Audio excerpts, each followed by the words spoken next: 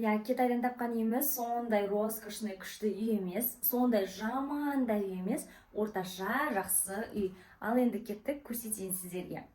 Бұл бізде кіреберіс, міне. Кірген кезде осындай заттарыңызды қойып қоюға, отыруға арналған диван бар. Вид, конечно, күшті емес. Чай ішуге арналған үстеліміз бар, мына жақта телевизор бар. Мына жақта кіргеннен аяқ киім қоятын және заттар қоятын полка бар. Және де кондиционер бар мына бөлмеде. Спальный бар, мына жақта шкафтары бар. Әйтеуір барлық керекті жарақтың барлығы бар мына үйде. Оған да шүкір Аллаға, себебі мұндай үйді табу да оңай емес. Мына жақта кішігірім кухня, біз кухняда ештеңе де жасаған жоқпыз. Мына жақта холодильник, мына жақта туалет. Мені осы Китайда Гуанчжоу қаласында таңғалдырған бірден бір осы туалет болды. Неге? Себебі көп Китайдың үйлерінде тура осылай душ төбеде тұрады, тура соның астында неме тұрады.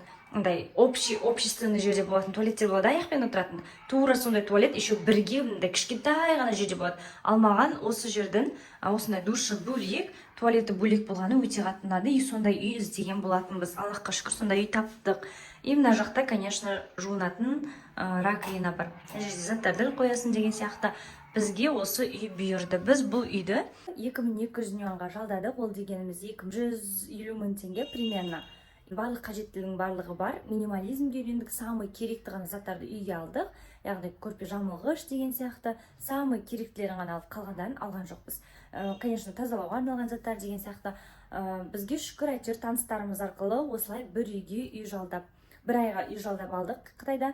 Яғни Қытайға келетін болсаңыздар, негізі көп қазақтар отельде тұрады. Себебі көбісіне квартира бермейді. Осы жағын ескеріңіздер. Ал егер квартирада тұрғыларыңыз келсе, онда ортаға кішкене адамдарды салу керек болады.